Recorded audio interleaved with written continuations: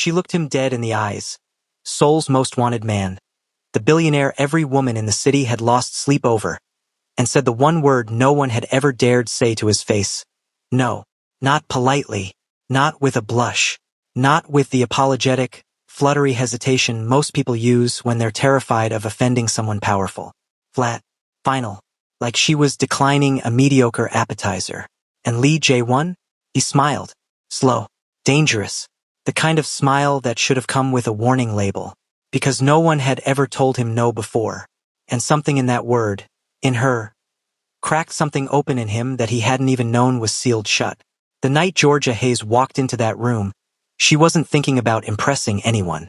She was thinking about the distribution deal she needed to close before midnight, the sample shipment held up at customs, and whether the caterer had actually followed her instruction to keep the pork away from the main spread, because she'd specified that twice and nobody ever listened the first time.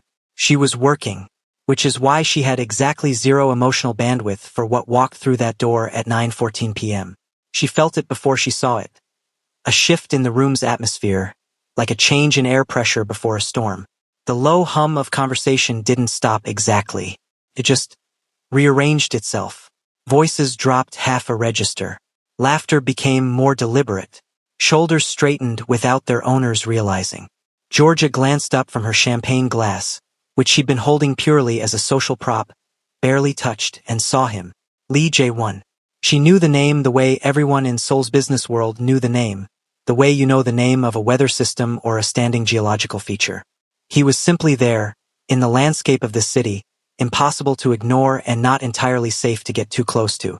He was tall in a way that felt almost architectural, like his body had been designed with intention, every proportion considered. Broad shoulders sat beneath a charcoal suit jacket worn open over a black shirt with the top two buttons undone, which on a lesser man would have read as trying too hard, but on him read as effortless and faintly dangerous. The tattoos, ink climbing from his wrists, disappearing under fabric, caught the ambient light of the venue in shifting fragments. His hair was dark and polished, layered in a way that looked expensive and controlled, except for one careless section that had fallen forward over his forehead. That one piece of hair was doing a disproportionate amount of work in the room. Women turned. Full rotations. Some subtle, most not. Georgia turned back to her champagne. Her best friend and self-appointed life commentator, Celestine Park, materialized at her elbow the way she always did, suddenly at full volume with strong opinions already loaded. Georgia Renee Hayes, Celestine breathed. Her voice hushed in the way people get when they're looking at something that doesn't feel entirely real. Do you see what just walked into this building? I see a man in a suit, Georgia said. That is not just a man in a suit. That is Lee Jae-won. That is Seoul's most. I know who he is, Celestine. Then why does your face look like you're reading a grocery list? Because I'm here to close a deal. Georgia finally took a sip of the champagne. It was good. She noted that without enthusiasm and set the glass back down. Not to participate in whatever collective hypnosis is happening by the entrance. Celestine turned to look at her with the kind of expression usually reserved for people who claim they don't like music or sleep. Like the problem was too fundamental to unpack right now. You're a unique individual, Celestine said finally. And I mean that with equal parts admiration and genuine concern. Georgia smiled. Quick, private. The kind that lived mostly in her eyes, and smoothed a hand down the front of her outfit.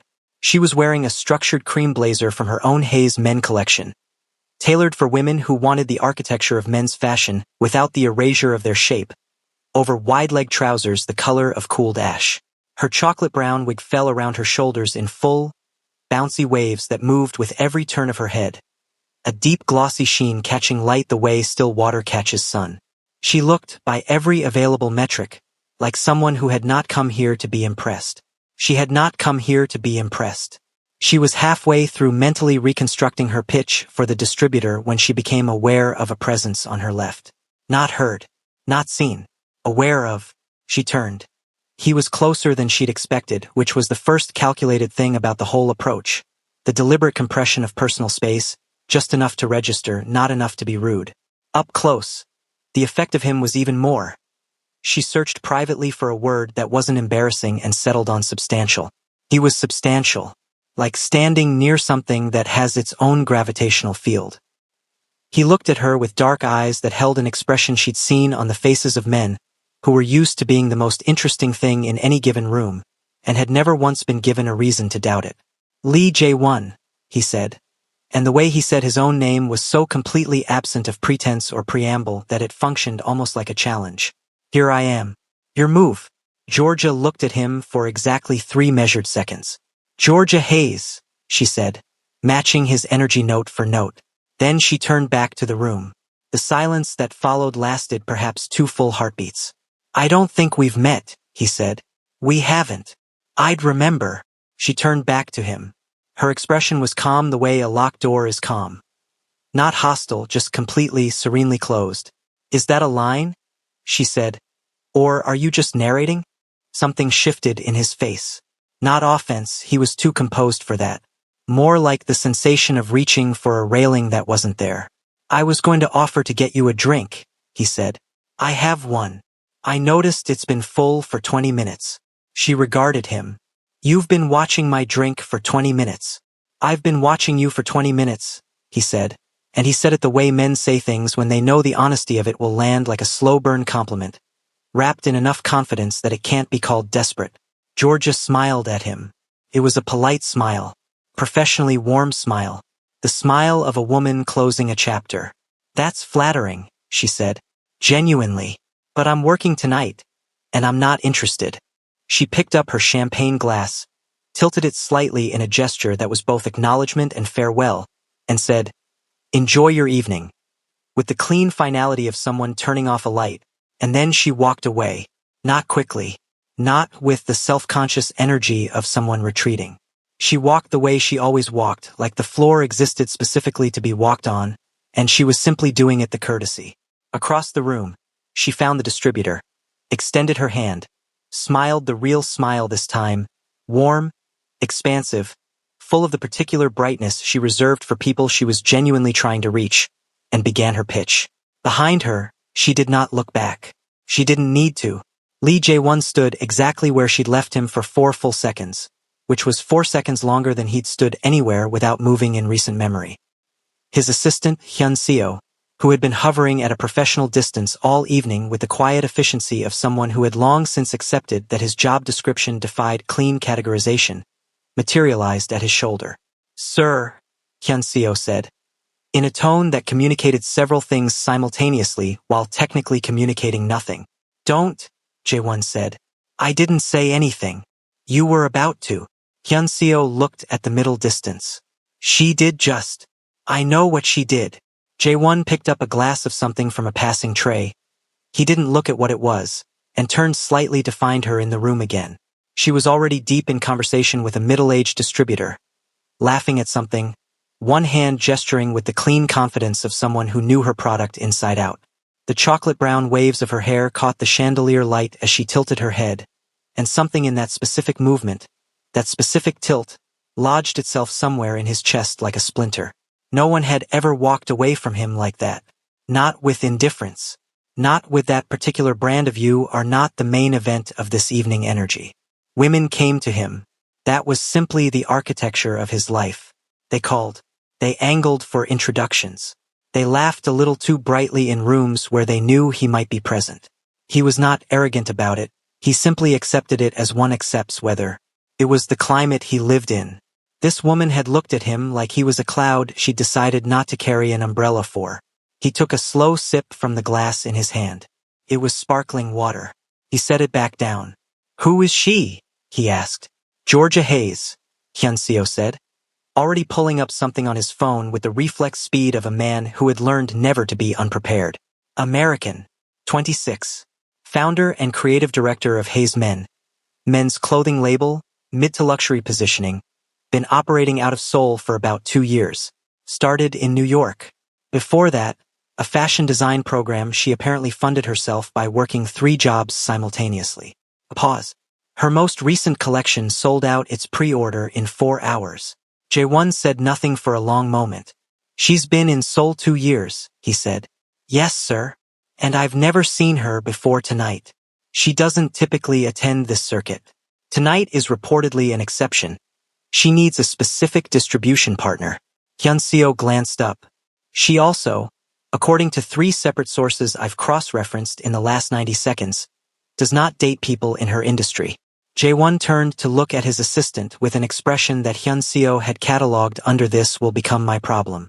"I didn't ask about her dating life," Jae-won said. "No," Hyun-seo agreed. "But you were about to." Celestine found Georgia by the hors d'oeuvres table 40 minutes later, looking triumphant in the quiet, internal way Georgia did everything. Like victory was a private room she kept for herself. "I closed it," Georgia said without preamble. "The deal. Good." Celestine loaded a small plate with 3 different things and pointed one at Georgia. "Now can we discuss the fact that you rejected Lee Jae-won to his face in front of half of Seoul's fashion and investment circuit, walked away, and then apparently proceeded to have the most productive 20 minutes of your professional quarter?" "I didn't reject him," Georgia said. "I redirected him." "Babes." Celestine put the plate down. "He watched your glass for 20 minutes. Which is a little strange if you think about it. Which is romantic if you're a normal human person. I am a normal human person with a distribution deal and a sample shipment to sort out by Thursday." Georgia finally ate something, one of the small rice crackers, and nodded approvingly. "These are actually good." Celestine stared at her. "You know what you are?" Celestine said. "Efficient. A force of nature wearing a very beautiful wig." She shook her head slowly. "That man has never been told no in his life. I genuinely believe that. I believe he came out of the womb and the doctor said congratulations before he even asked." Georgia laughed. Sudden, surprised, the real one. And the sound of it moved through her chest like something warm being loosened. "He'll survive," she said. Across the room, through the shifting constellations of bodies in expensive clothing, Lee Jae-won stood with a glass he wasn't drinking from, watching her laugh at something her friend had said. His jaw was set. His eyes were very, very focused. He had the look of a man who had just decided something. Something had just begun. Neither of them would have agreed on what to call it yet. But it had begun. The second time Georgia Hayes crossed paths with Lee Jae-won, she knew immediately that it wasn't an accident. She just couldn't prove it. Yet, it was a Tuesday morning, which was her most sacred professional hour. The window between 7 and 10 a.m. where she moved through her studio on Mapogu's quieter side street with the focused, unhurried intensity of someone doing the thing they were built for. The studio smelled like fabric sizing and fresh coffee, and the faint cedar of the storage shelving along the back wall. Morning light came through the wide windows at an angle that turned everything the color of warm honey. Bolts of fabric were stacked and tagged along one side. Her current collection's technical sketches were pinned to the long corkboard that ran the full length of the eastern wall, charcoal lines, color swatches, measurement notations in her own cramped, decisive handwriting. She was standing at the cutting table in a slouchy rust-orange crewneck and high-waisted black trousers, her wig pinned up and away from her face in a loose topknot while she worked, when Celestine arrived with 2 coffees and the expression of someone carrying both caffeine and intelligence. "There's a man outside," Celestine said. Georgia didn't look up from the fabric she was marking. "There are many men outside. It's a public street. There is one specific man outside who is standing next to a matte black car that is aggressively understated for how expensive it obviously is, holding, and I need you to hear this part, flowers." Georgia's hand paused on the fabric marker for exactly half a second. Then she continued marking. "Not my flowers," she said. "He's looking at the studio door. People look at things." "Georgia." "Celestine." A beat.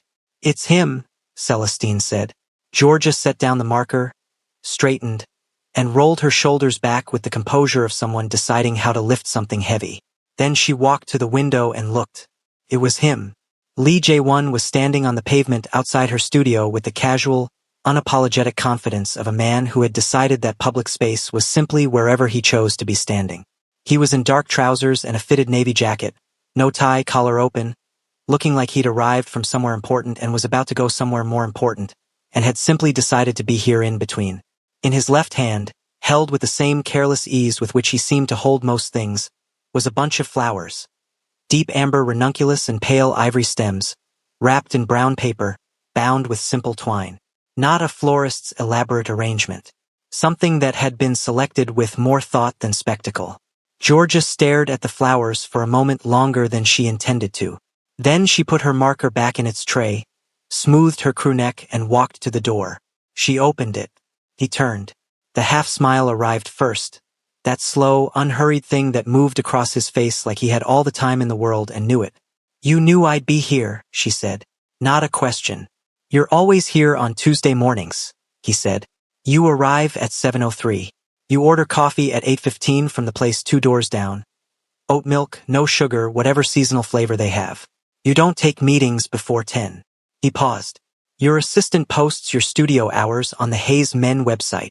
Georgia leaned her shoulder against the doorframe, crossed her arms, and looked at him with the same measured, unreadable patience she used in boardrooms where men underestimated her. "So you researched me," she said. "I paid attention," he corrected, "to information that was publicly available. To you." She let the silence sit there for a moment. Not uncomfortable, just deliberate. Then she looked at the flowers. "I'm not going to take those," she said. "They're not a transaction," he said. "They're just flowers." "Nothing from you is just anything," she said. "That's the problem with men like you. Everything is a move." He tilted his head slightly. Something behind his eyes shifted. Not offended, not deflated, more like a recalibration. Like he was genuinely thinking about what she'd said rather than constructing a counter. "What if I told you," he said slowly, "that I've never had to make moves before, that this is actually a pause?" Something almost vulnerable flickered across his face, just for a second, before the composure closed back over it like water over a stone. New territory. Georgia studied him. She had a very good internal system for detecting performance. She'd built it over years of being underestimated and overcharmed in equal measure. It was calibrated and reliable. It was, right now, returning slightly complicated results. "You've never had to try," she said. "No. And you want me to find that charming?" "I want you to find it honest," he said. Another silence. Longer this time. Then something moved in George's expression. Not a crack, nothing so dramatic. More like a seam. The smallest acknowledgement that this man was sharper and less predictable than his reputation had suggested.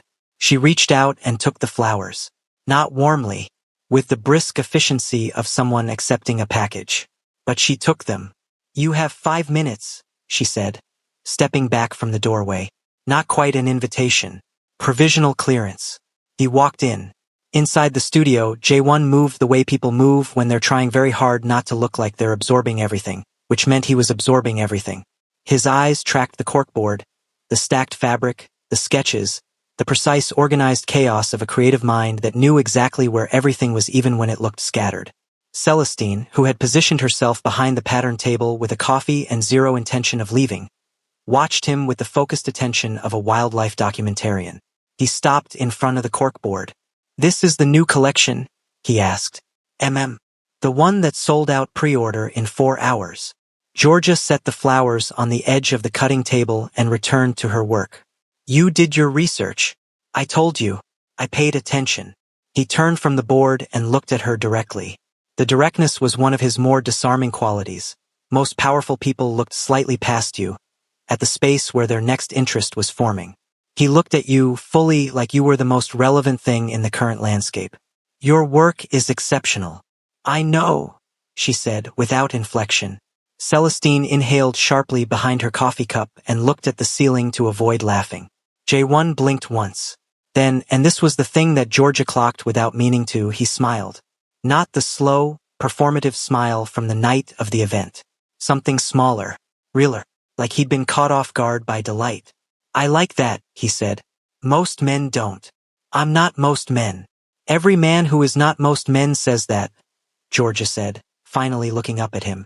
"It has never once been a unique observation. You know what's actually unique? Men who show up differently.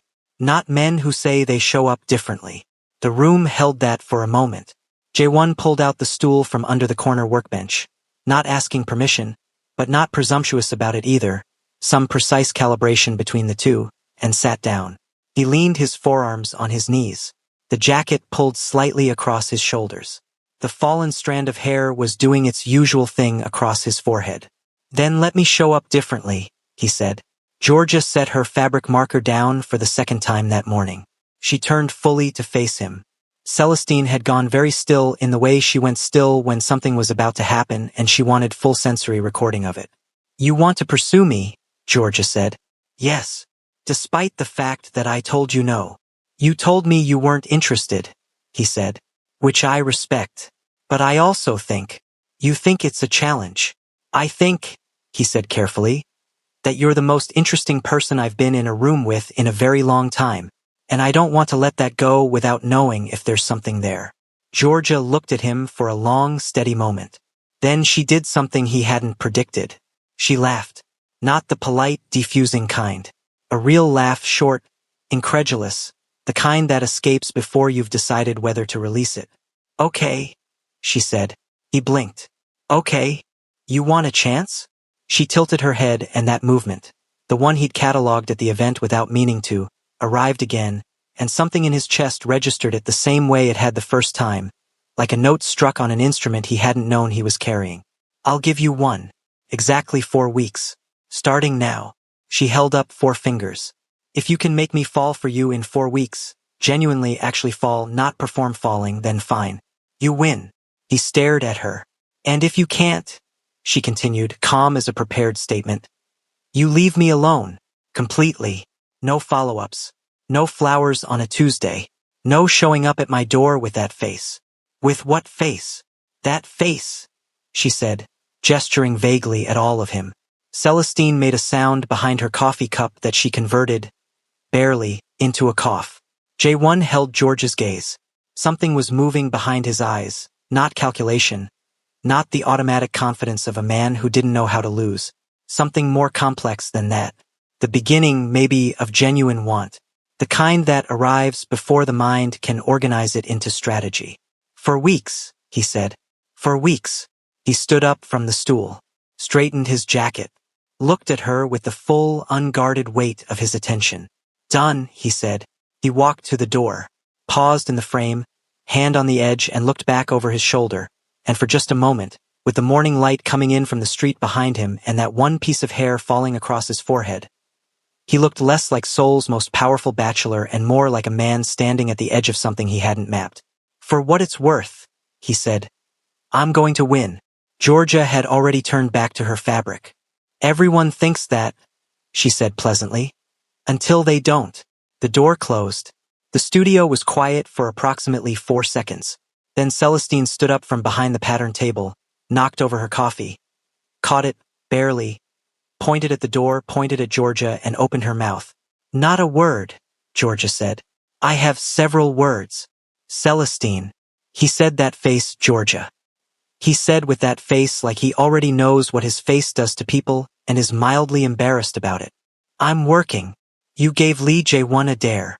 Celestine spread both hands wide. "You are a woman who looked at Seoul's most wanted man and said sure, but you've got a month." Set the timer. "Do you understand how unhinged that is?" "In the most magnificent possible way." Georgia picked up the amber ranunculus from the edge of the cutting table. She looked at them for a moment. Just a moment, private and unguarded. Then she carried them to the back shelf and set them in the empty glass vase near the window, where the morning light hit them at that particular honey-warm angle. She said nothing, but she didn't throw them out. Celestine saw this, filed it away, said absolutely nothing about it, which cost her more than she would ever admit. That afternoon, J1 sat in the back seat of the car on the way to a meeting he could have rescheduled without consequence and stared at nothing in particular through the window. For weeks, he'd accepted the terms without flinching, which was accurate to how he operated. He didn't negotiate timelines when he was certain of outcomes. And he was almost always certain of outcomes. Almost. He turned the variable over in his mind the way you turn a coin. Not nervously, just repetitively, feeling for the weight of it.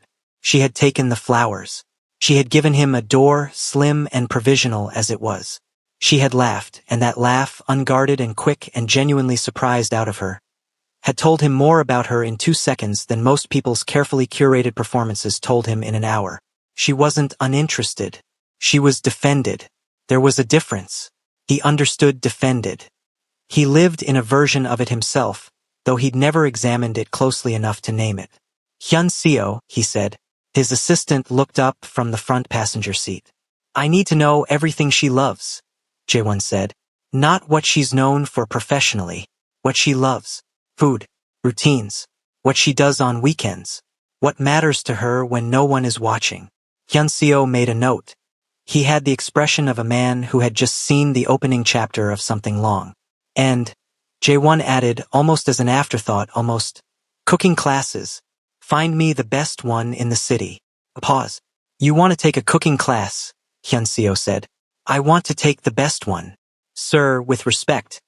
Last year you tried to make ramen in the penthouse and the building's fire suppression system. Find me the class, Hyun-seo. Hyun-seo turned back to his phone with the quiet resignation of a man who had made peace with his life choices. In the window's reflection, barely visible, Jae-won was almost smiling. For weeks, one mission. One woman who had built walls so well she'd forgotten to leave a door.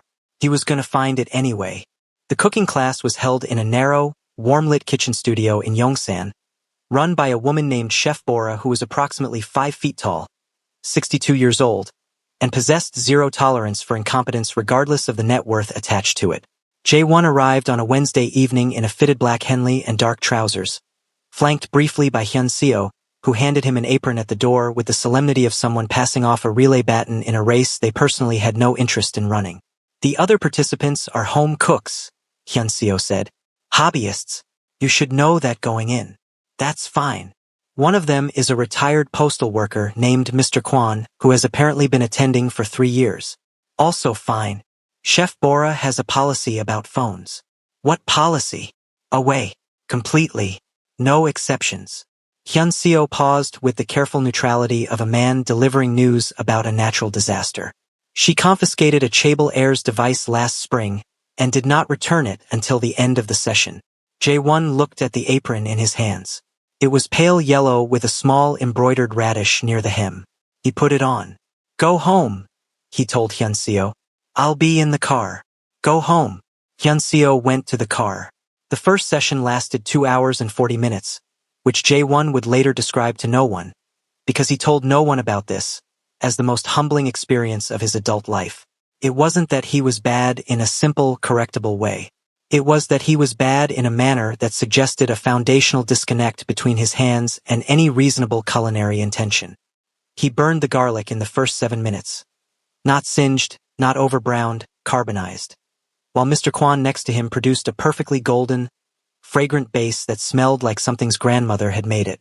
Chef Bora appeared at his elbow with the quiet materialization of someone who had seen every category of kitchen disaster and had stopped being surprised approximately a decade ago.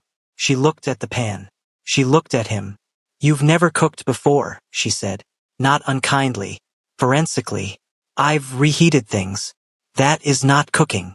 She removed the pan with a swift, practiced motion, set it aside, and handed him a clean one. We start again. Smaller flame. You're not trying to punish the food. You're trying to talk to it.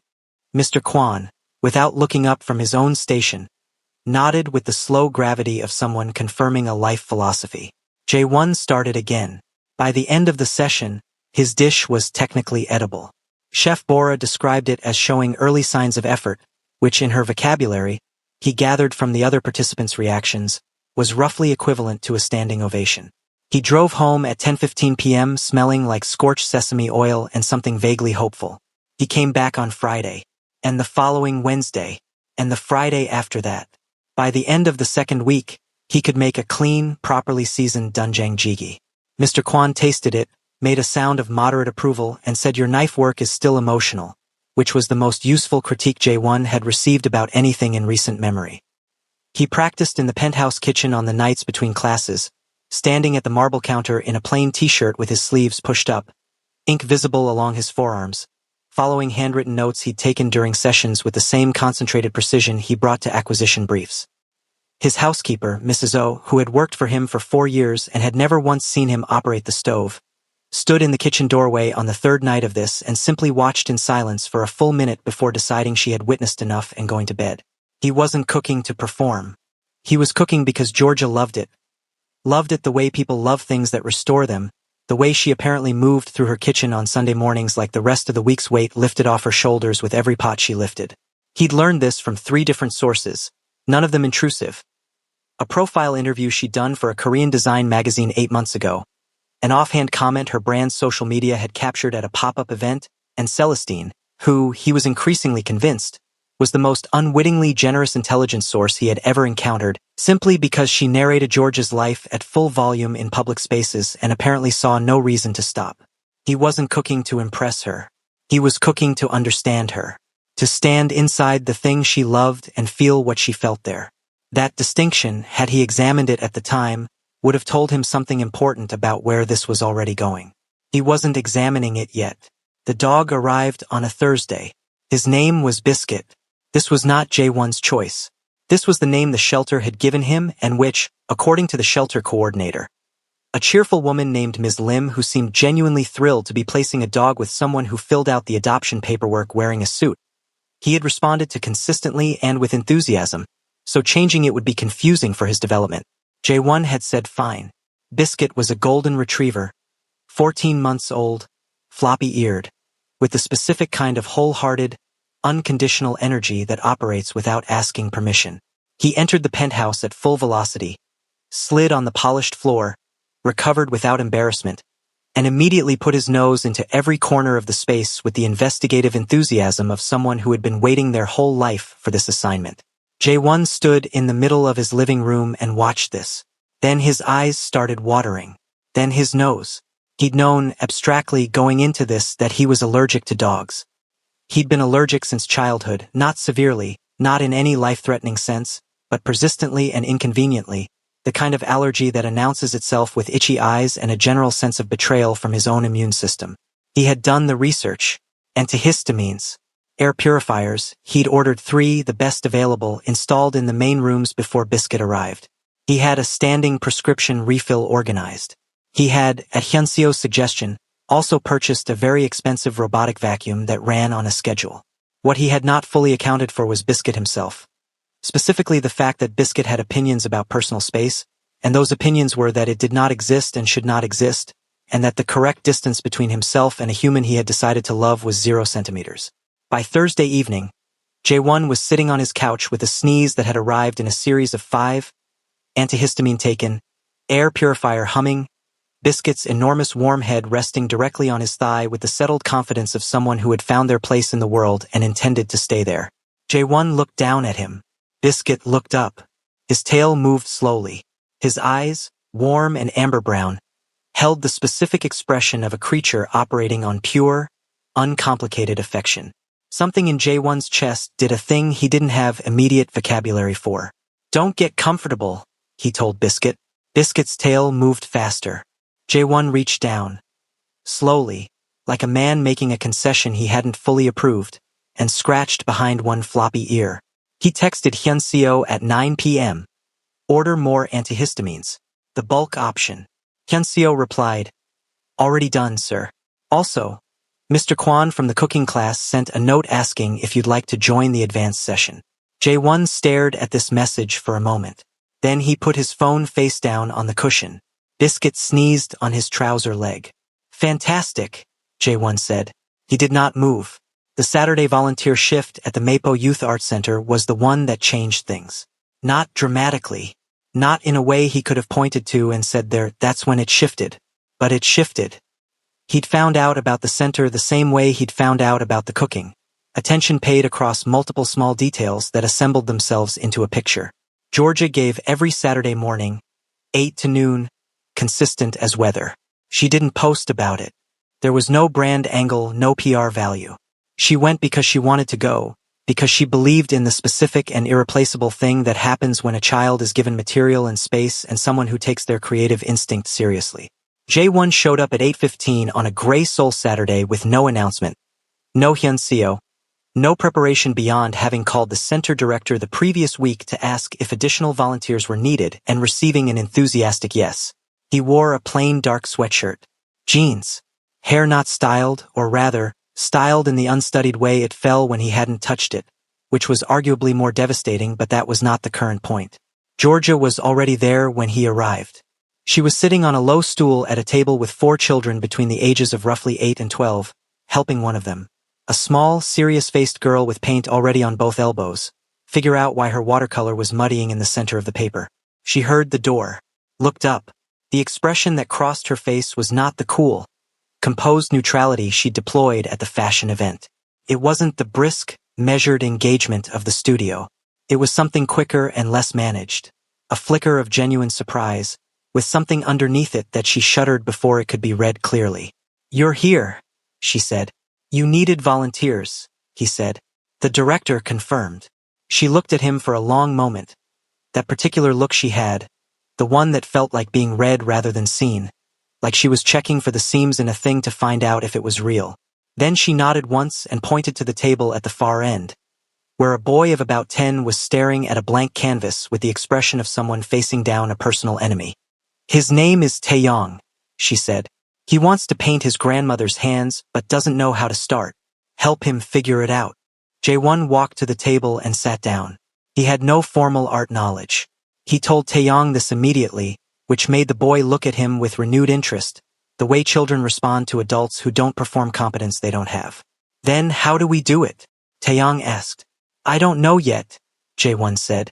"Let's figure it out."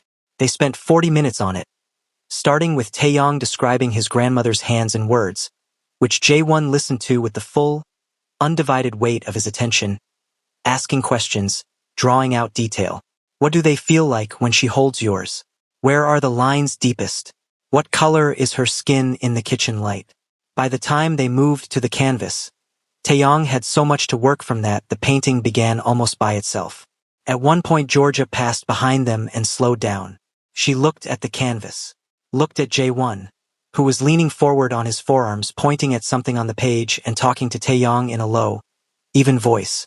She didn't say anything, but she slowed down, and she didn't look away for a few seconds longer than necessary. Soul lovers, if you're loving this story, kindly hit the like button and share with someone who loves a Rivals to Lovers story, and if you're new to the channel, hit that subscribe button and turn on notifications so you don't miss when the next incredible story drops. And tell me in the comments, what country are you watching from and what time is it where you are? I love hearing from you all. Now, back to the story.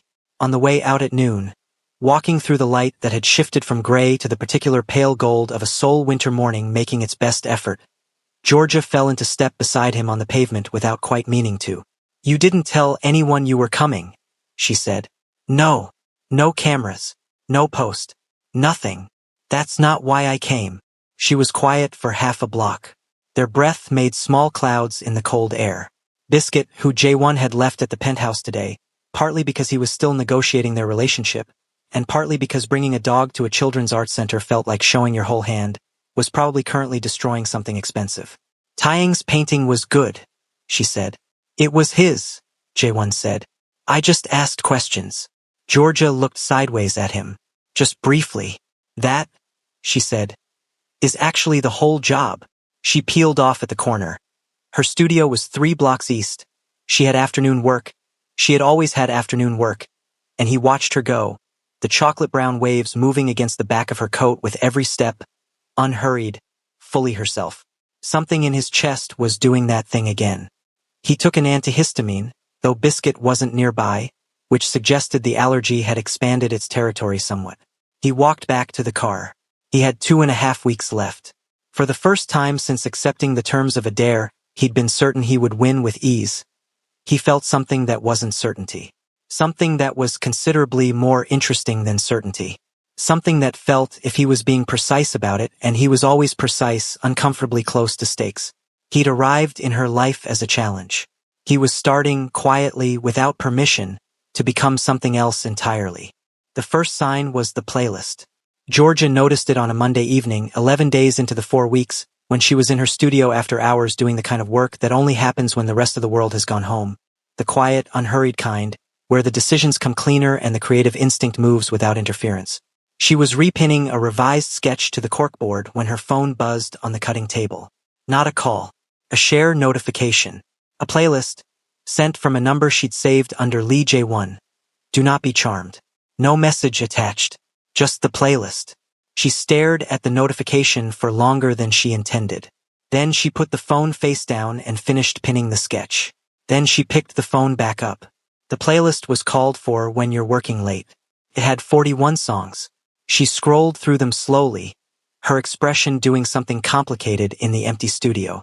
Old school R&B she hadn't heard since college, Sod, Music Soul Child, and Erykah Badu deep cut she was almost certain had never appeared on any algorithm's recommendation.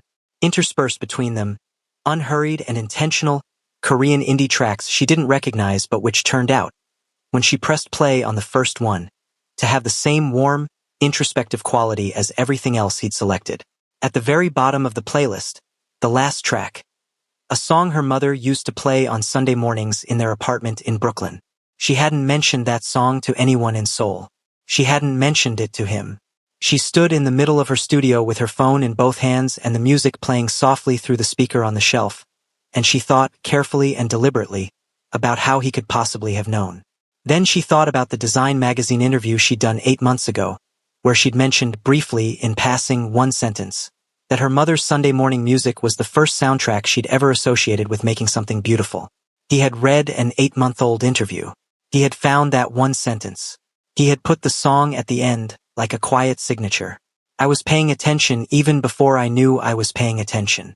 Georgia set her phone down on the cutting table. She pressed both palms flat against the cool surface and breathed out slowly. Okay, she said to the empty room. Soft, private. Not quite a surrender, more like an acknowledgement. The sound of a woman marking a shift she hadn't authorized but couldn't honestly deny. She did not tell Celestine about the playlist that night. She told her 2 days later, which was its own kind of admission. The second sign was the extra portion. Sunday morning, her kitchen.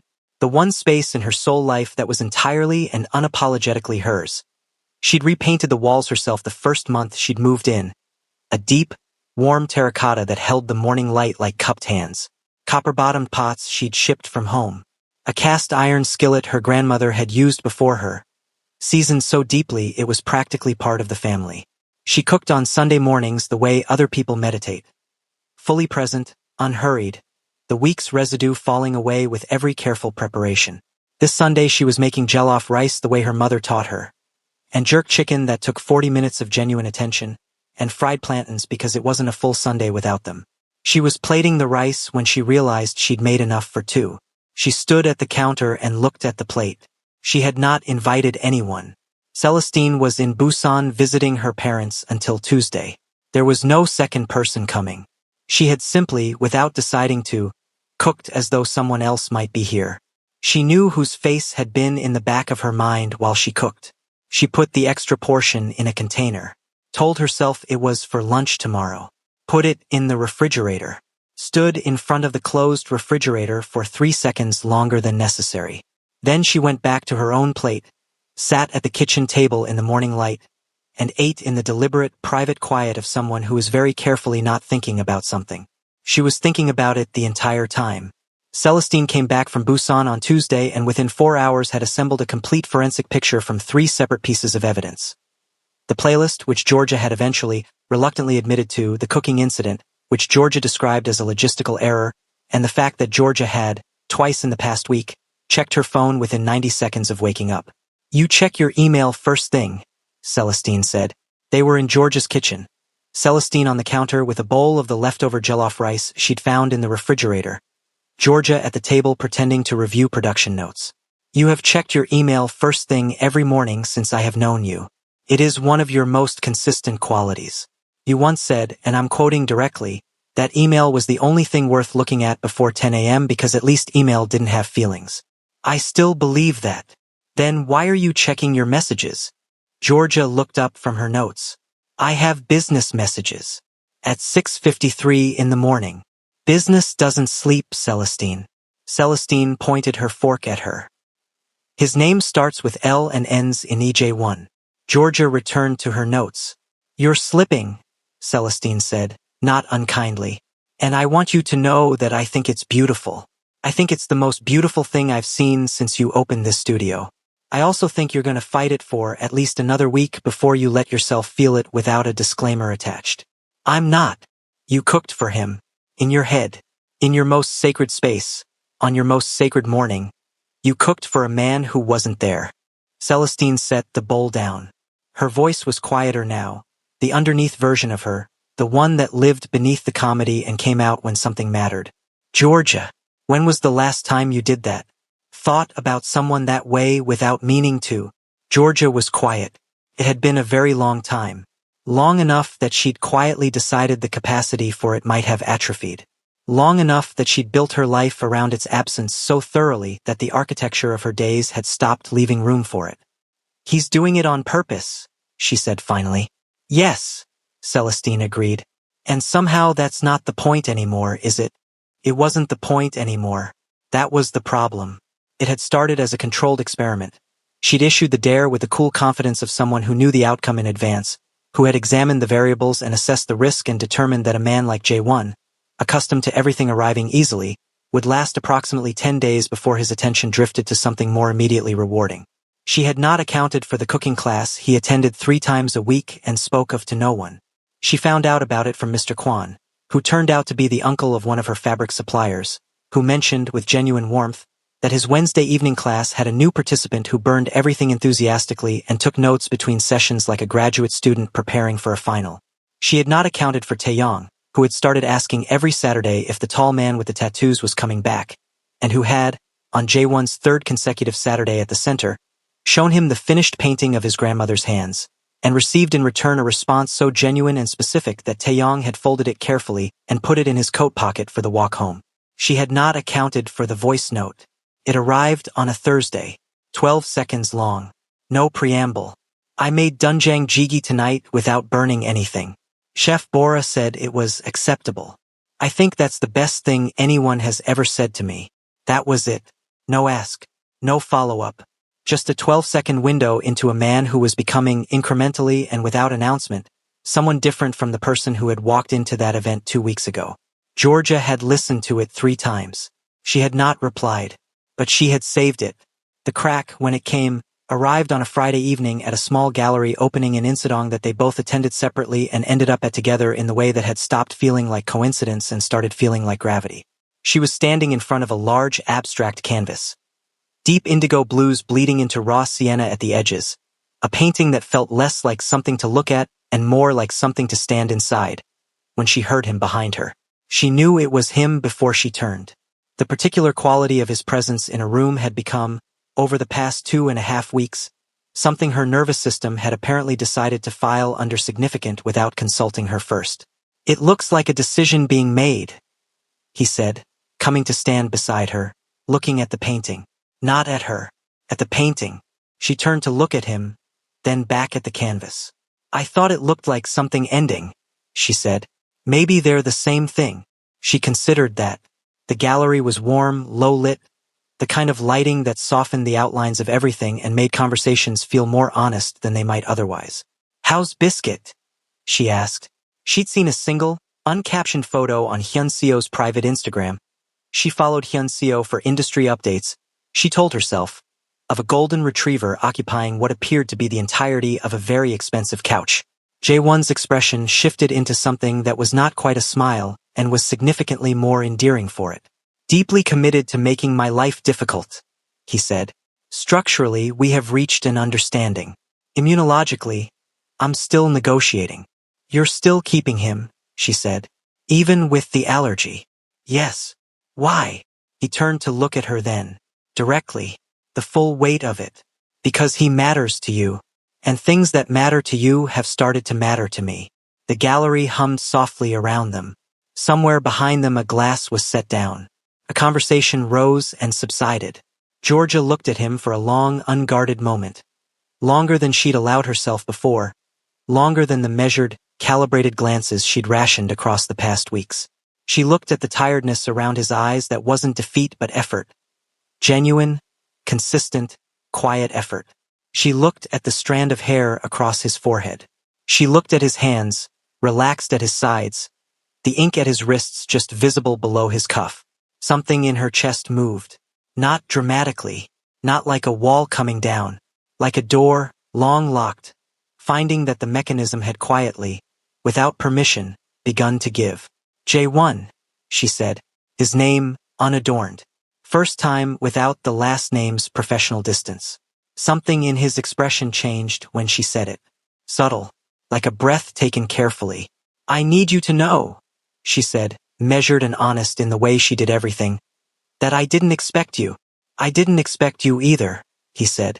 And the way he said it, low, direct, carrying the weight of something that had arrived and rearranged things, told her that he wasn't talking about the bet anymore. Hadn't been for a while.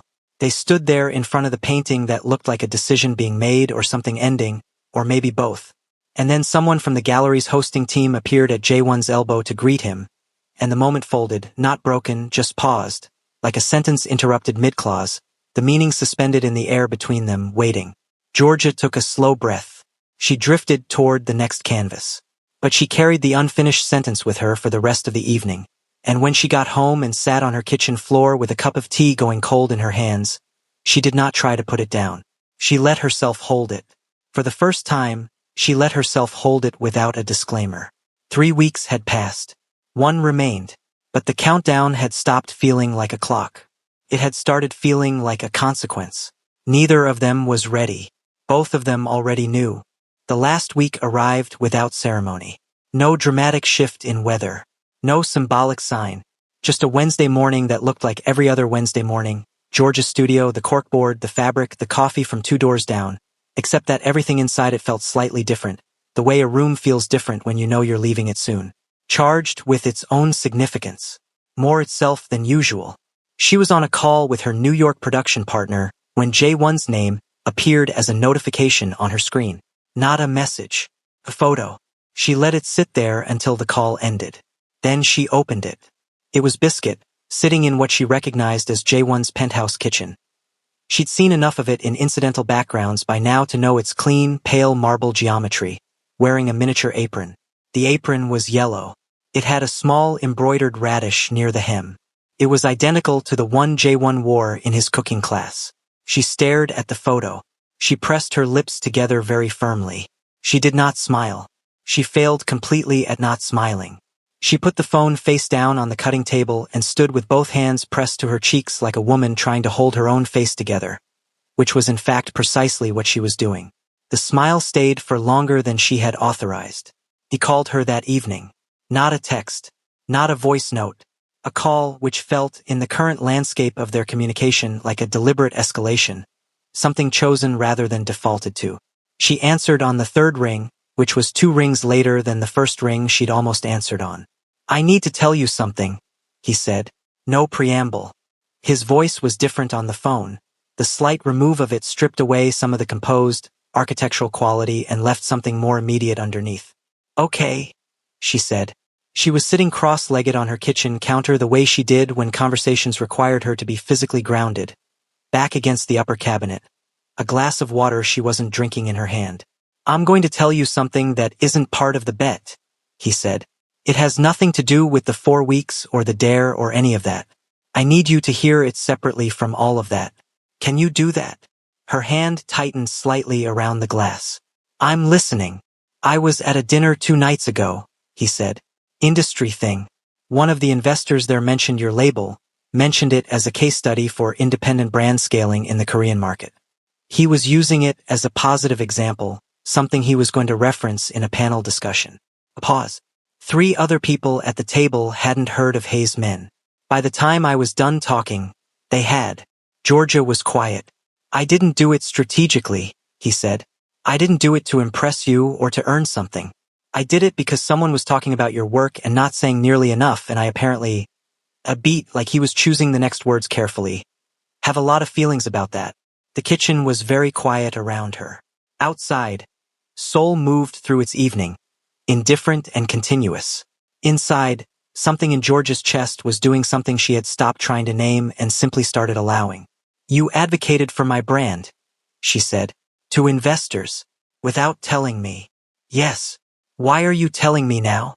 "Because I don't want anything between us that isn't honest," he said, "including the things I do when you're not watching." She set the water glass down very carefully on the counter beside her. "J1, she said.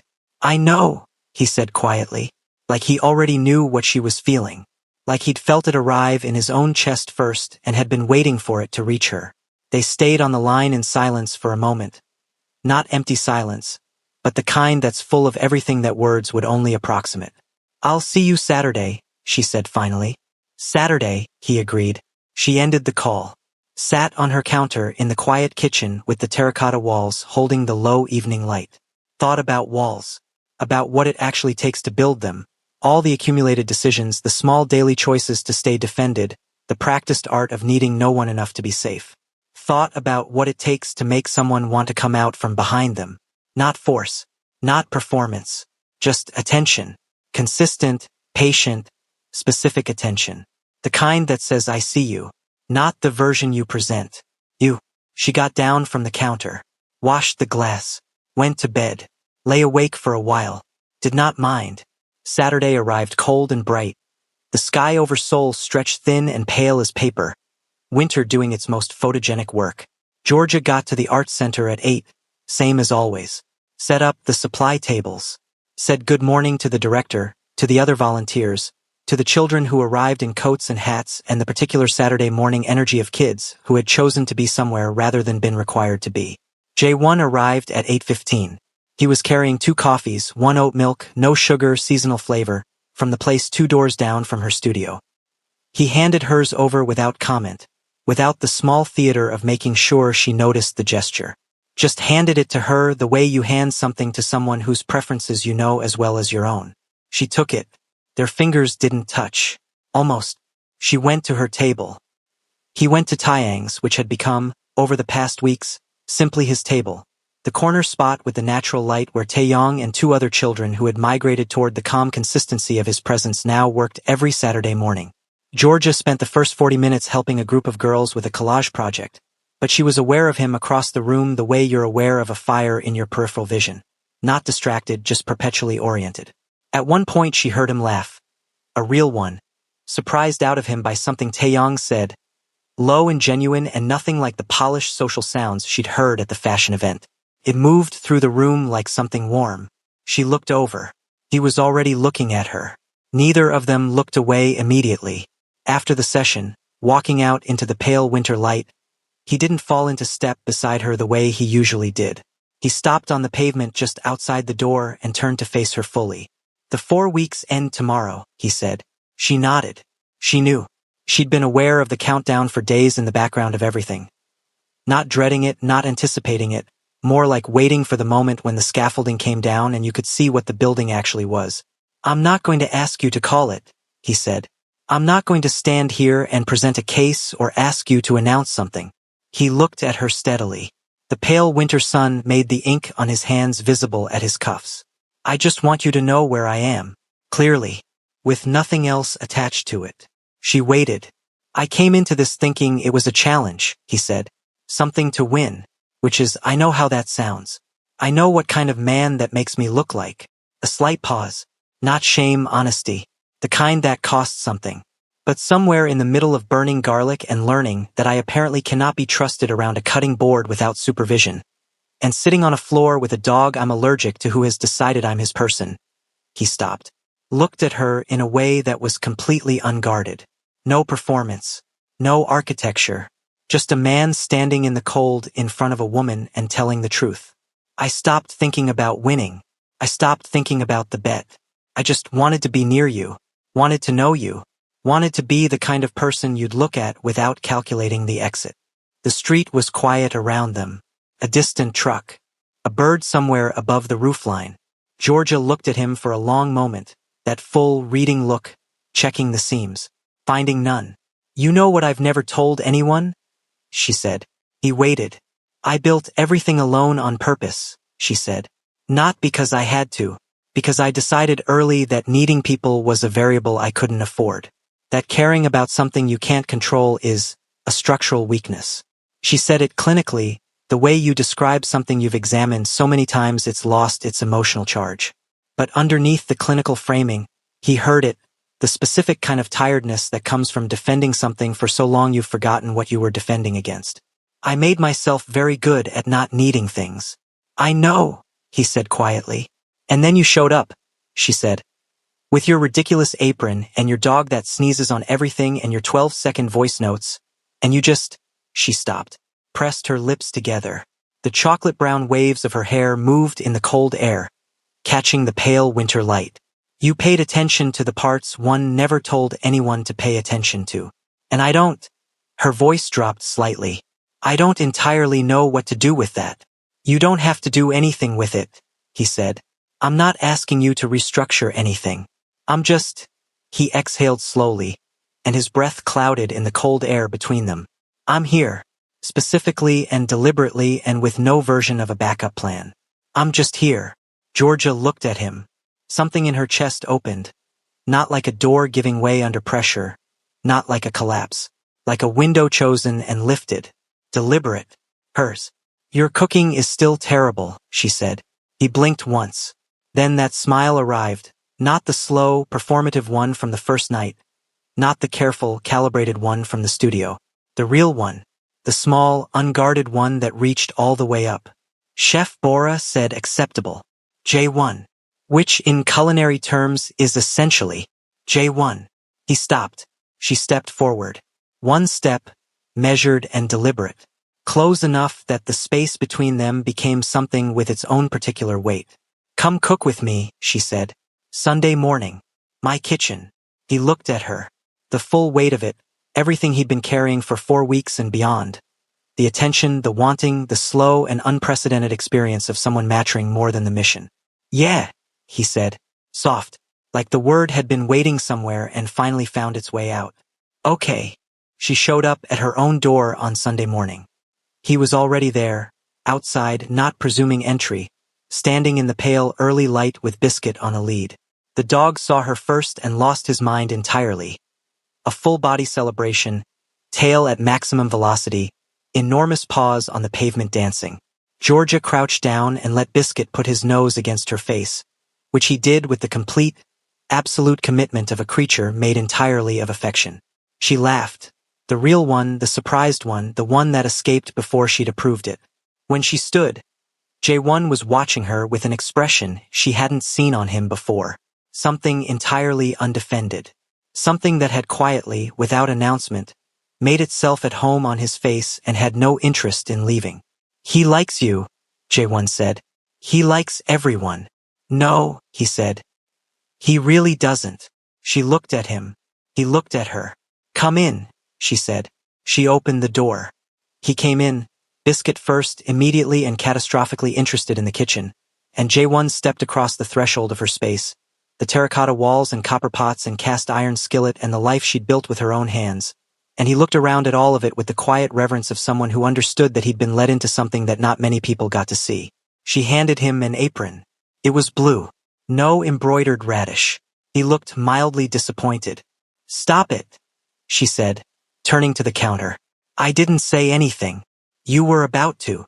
He tied the apron, rolled his sleeves, came to stand beside her at the counter, close, not quite touching, the particular warmth of proximity in a small kitchen on a cold morning.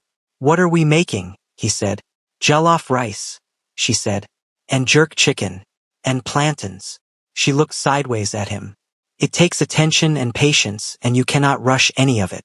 I have been told, he said with complete sincerity, that I am capable of paying attention. She handed him a knife and pointed at the onions. He started chopping. She watched his technique. Taeyong was right. The knife work was emotional, and said nothing, just reached over and adjusted the angle of his grip with one brief, matter-of-fact touch, and then went back to her own prep as though nothing of significance had happened. His hand held the adjusted position for the rest of the morning. They cooked for 2 hours. He burned nothing. She noted this aloud, and he accepted the acknowledgement with the dignity of a man who had practiced for exactly this moment. They talked. Not about the bet, not about the 4 weeks, not about any of the scaffolding that had brought them here. About his grandmother, who had raised him in a small apartment in Nowon before the money came and who he credited, quietly and without performance, for everything he actually valued about himself. About George's mother's Sunday mornings in Brooklyn, the music and the cooking and the specific quality of the light through their apartment windows that she'd been chasing. She realized as she said it aloud, in every space she'd made for herself since. Biscuit fell asleep under the kitchen table. At some point the cooking stopped and the eating began, and then the talking continued around the food, at her kitchen table, in the terracotta morning, winter light coming through the window at that particular honey-warm angle. At some point, she couldn't have said exactly when, the way you can't say exactly when a season changes, only that at some point you look up and it has. His hand was on the table and hers was beside it, and the distance between them was a choice that both of them were making and neither of them was making to keep. She moved her hand. Their fingers met. He looked at her. She looked back, steady and open and completely, deliberately present. Georgia Hayes, who had built every wall with her own hands, who had made herself excellent at not needing, who had issued a dare she'd expected to win easily, and had instead found herself on the other side of something she hadn't mapped and no longer wanted to. "For the record," she said quietly, "you didn't win the bet." He tilted his head slightly. "I fell on my own terms," she said. "In my own time. In my own kitchen." The corner of her mouth moved. "There's a difference." He looked at her. That full, unguarded look. The one she'd been receiving for weeks and had spent weeks pretending not to feel the weight of. "Noted," he said, and his thumb moved across the back of her hand. Once, slow and deliberate, and that single motion carried more intention than most people put into entire speeches. Outside, Seoul moved through its Sunday morning, indifferent and continuous and entirely unaware. Inside, in a kitchen that smelled like jollof rice and something beginning, biscuit snored softly under the table. And two people who had arrived in each other's lives as a challenge sat with their hands together in the quiet, neither of them needing to say anything more. Because some things, when they finally arrive, not swept in on a grand gesture, not announced, not performed, settle into place with the particular, unhurried certainty of something that was always going to happen. It just needed someone to pay attention. Celestine found out at approximately 3 p.m. when Georgia sent a single text that read, "He stayed for lunch."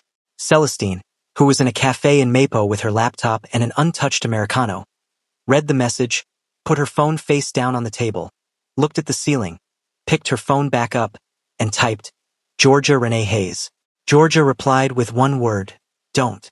Celestine replied with 17 separate emojis, a voice note that was mostly incoherent, and then a final text that said simply, "I knew. I knew from the flowers. I knew from the Tuesday you didn't throw them out. I knew the whole time." Georgia didn't reply to that one, but she was smiling when she read it. And across the city, in a terracotta kitchen, with a golden retriever asleep under the table and a man washing dishes at the sink while she revised production notes at the table, and the afternoon light turned everything gold and unhurried and completely, thoroughly real, she was still smiling. If the story moved something in you, made you laugh, made you feel, subscribe right now if you haven't. Turn on notifications, because the next one is already coming and you do not want to be late. Drop your country and your local time in the comments. Every single one. Let's see how far the story has traveled tonight.